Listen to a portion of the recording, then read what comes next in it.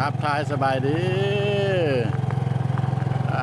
เมื่อนี้เป็นบรรยากาศยามสวยเนาะอ่าจะประมาณโมงโย11 โมงเนาะใกล้สิเที่ยงวันแล้วท่านผู้ชม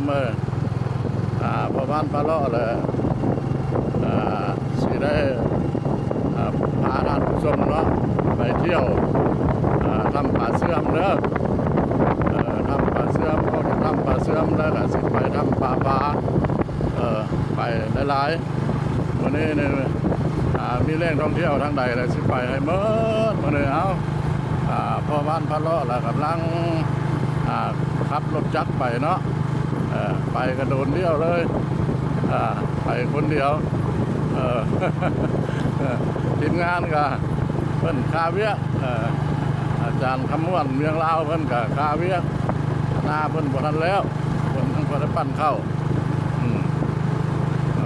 ทางเป้าแปลงเพิ่นก็จักเพิ่นไปทางใด3-4 มื้อละเพิ่นก็บ่ได้ติดต่อบ่ได้โทรหาเลยเนาะพ่อบ้านพะเลาะก็จำเป็นท่านผู้ไปก็บ่ได้เนาะท่านผู้ชมเนาะผมมีคลิปมีอย่างให้ท่านผู้ชมเห็นเนาะบางคนก็ว่าโอ้คันบ่เห็นหลายมื้อก็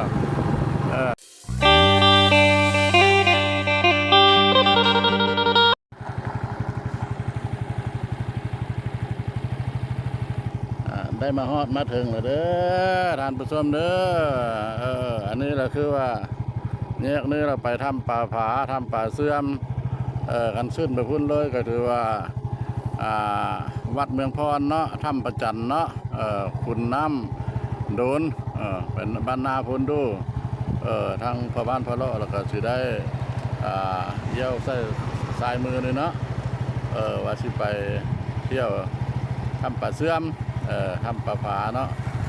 ไปพร้อมกันเลยท่านผู้ชมมาฮอดแล้วทำป่าเสื่อมบึงงองเท่าเนาะภูสร้าง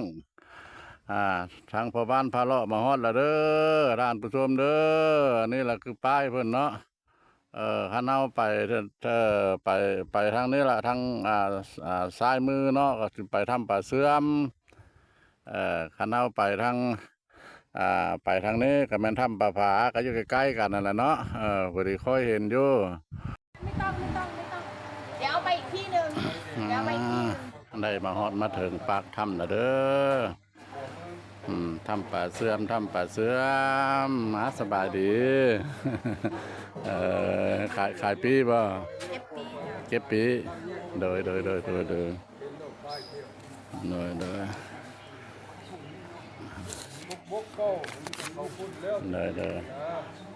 าสิเข้าเที่ยวชมจนนั่งสองเมื่ออยู่หันน้อยนึงกินนะอันนี้มันข้อห้ามเด้อกฎระเบียบและข้อห้ามควรปฏิบัติก่อนเข้าเที่ยวชมภายในถ้ำเนาะป่าเสื่อมอะไรมาฮอดมาถึงแล้วเด้อบ้านบืนมาดึกมาไก่เนาะอยากเห็นท่านผู้ชมอันนี้เราอยู่บริเวณปากถ้ำเนาะอยู่กระตูปากถ้ำทางเข้าถ้ำป่าเสื่อมอันนี้มันก็เป็นอันนั้นเนาะมันบึงเนาะเป็นบึงหนองเท่าละปูปลาตะเก้าเนี่ยโอ้ยหลายมาฮอดมาถึงละท่านผู้ชมเข้าเบิ่งถ้ำพร้อมกันเลยเนาะ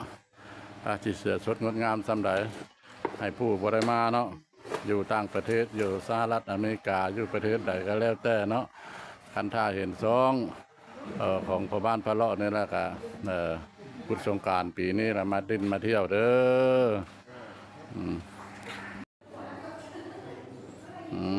เข้ามาฮอดแล้วเข้ามาฮอดปากถ้ำเนี่ยอากาศเปลี่ยนแปลงเด้ออากาศเปลี่ยนแปลงเย็นจ้วยรถธรรมดาซ้ำเดียวกับว่าเข้าห้องเนาะเข้ามาปากถ้ำเนี่ยนะมันเป็นคือเนี่ยก่อนที่เข้าถ้ำเนี่ยนะมันมี มีหินย้อยหินย้อยหินอันนี้แล้วก็ทางเข้าถ้ำก็อยู่ราวๆประมาณเม็ดปลายหนึงเนาะประมาณ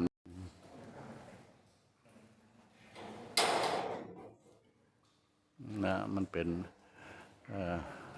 เป็นลืบเป็นสั้นท่านผู้ชมเลย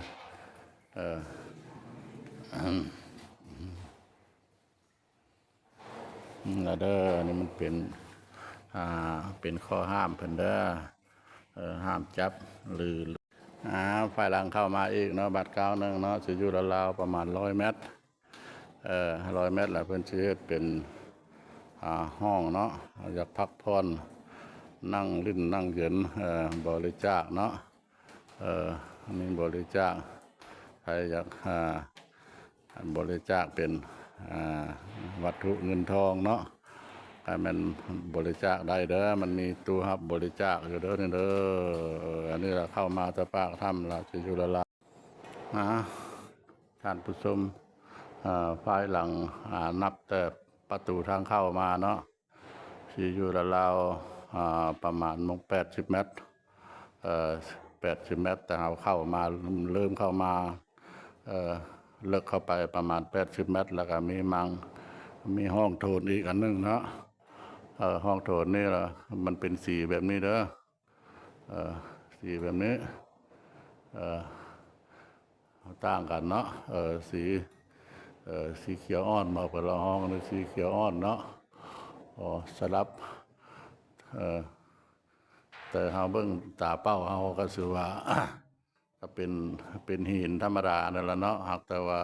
สีมันเป็นแบบนี้คือสิแม่นเพิ่นสิฮอดสิฮอดโถนใหญ่ละท่านผู้ชมสิฮอดโถนใหญ่แล้วโถนตัวนี้ก็คือสิแม่นเป็นโถนสุดท้ายเนาะอันนี้เราก็ได้ทางขึ้นโถนเด้อเข้าไปในเพื่อเราก็กว้างขวางได้เข้ามาฮอดมาถึงแล้วเนาะฮอดมาถึงแล้วมันเป็นโทนเนาะเป็นโทนเป็นอุโมงค์บ่อนสุดท้ายเนาะก็ว่าแม่นพูนยังไกลๆเด้อเป็นหินย้อยหินตั้งหินแบบนี้ละหลายรูปหลายแบบเกิดด้วยธรรมชาติเนาะจากมันอย่างยันมันยาอันนี้แหละบ่แม่นมนุษย์มนาเลยเด้อสร้างเด้อเกิดขึ้นมาเองเด้อเนี่ยอันนี้ก็เบิ่งแล้วก็จะคืออย่างเนาะพระพุทธรูปหรือมันยังองค์น้อยองค์ใหญ่ท่านผู้ชมเลยเด้อเจริญราษฎร์กันไปเลยพอ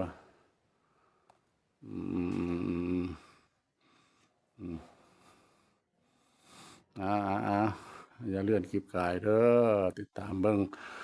ซองของพอพันธุ์ปะเลาะ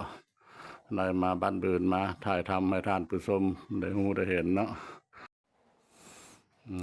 อันนี้ก็จังเป็นเสาอย่างเนาะ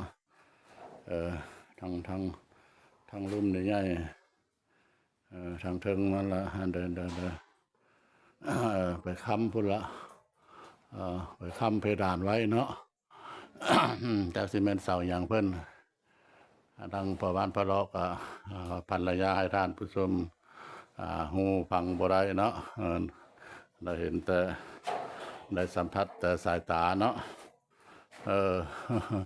สายตานะแต่ว่าเรื่องความเป็นมาอะไรฮะละทางพ่อบ้านพ่อเลาะก็บ่ได้บรรยายเนาะยังบ่ได้ถามเท่าถามแก่เพิ่นหูกับหูพอแต่ดาวๆเนาะแล้วก็เลยบ่ได้บรรยายนะอันนี้ก็เป็น เบิ่งแล้วก็จะคือพระสงฆ์องค์ข้าเจ้าเนาะองค์น้อยองค์ใหญ่หรือว่าอย่างเพิ่นนะเป็นจุ้มงออยู่นะโถนนี่ละเนาะมารวมกันอยู่ที่นี่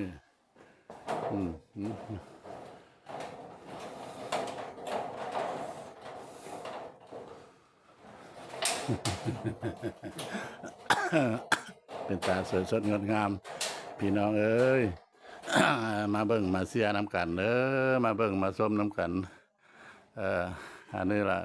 ทำป่าเสื่อมกำลังมีชื่อเสียงโด่งดังเนาะเดี๋ยวนั้นเดี๋ยวก็ออกไปฮอดต่างประเทศแล้วเนาะชื่อเสียงเพิ่นก็หาก็สิเริ่มเปิดเด้อเป็นปีที่2นี่ละเป็นเปิดนั่นพอได้บ่ฮู้บ่เห็นแล้วก็เบิ่งนำซองของพระบ้านพระเลาะเนี่ยพระบ้านพระเลาะได้มาถ่ายให้ท่านผู้ชมฮู้เห็นแต่เป็นคือแนวนี้ล่ะ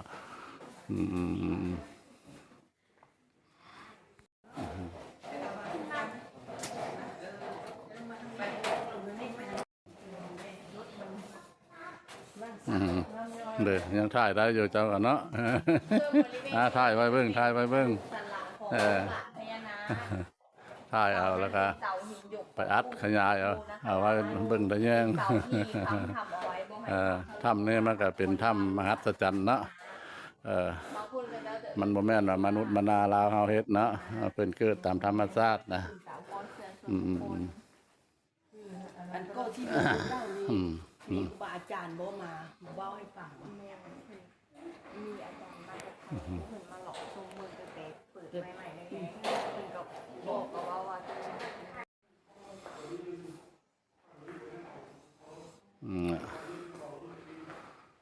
ผาตั้งผาย้อยสวยสดงดงามท่านผู้ชมเอ้ยสวยงามหลายสวยงามหลายอันนี้มันเป็นโทนสุดท้ายเด้อกว้างขวางนะความยาวนี่สิอยู่ราวๆประมาณเรียกว่า70เนาะ60 ถึง 70 เมตรตั้งตัวนี้ไปพุ่นความกว้างนี่ก็สิอยู่ราวๆประมาณอยากซ้ำๆกันเนาะประมาณ50 เมตรความกว้างโซนเพดานในสูงตั้งแต่หน้าดินขึ้นเนี่ยอยู่เชียราวประมาณ6-7 เมตรบนต่ำก็มีอันนี้นะมันเป็นบนจุดสำคัญเด้อทำเริ่มมาวันนี้ถือว่าสุดบรรดา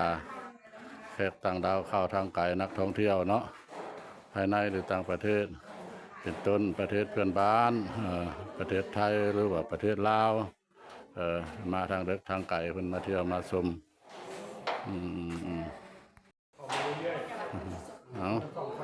การเก็บภาพบรรยากาศเนาะตั้งแต่ต้นจนสุดปลายตั้งแต่ทางเข้ามาเบื้องต้นพุ่นละแต่สิมีอยู่ความยาวความลึกเข้ามาพี่ก็จะว่าประมาณเกือบเข้า500 เมตรเนาะบ่ซ้ำบ่เดือว่าบางเทื่อก็กว้างทางมดทางมวลก็ได้มาพบเห็นเป็นหน้าอัศจรรย์ใจเนาะเป็นต้นว่าหินเนาะมันมีหินย่อยหินตั้งนันละลาสนิทมาหินจะคล้ายคือกันครับองค์พระพุทธรูปเนาะองค์น้อยองค์ใหญ่การเก็บภาพบรรยากาศทางเนื้อทางมวลนี่ก็มาวันนี้ก็อยากขออนุญาตนำSCเนาะภายในหรือต่างประเทศเราเห็นแล้วก็กดไลค์กดแชร์กดกระดิ่งติดตามพระบ้านพระเลาะเนาะขอจบคลิปนี้เพียงซ้ำนี้โอกาสหน้าจะพาท่านผู้ชมไปห่วงไปเบิ่งเรื่องหลายบ้านคำว่าสบายดีสวัสดี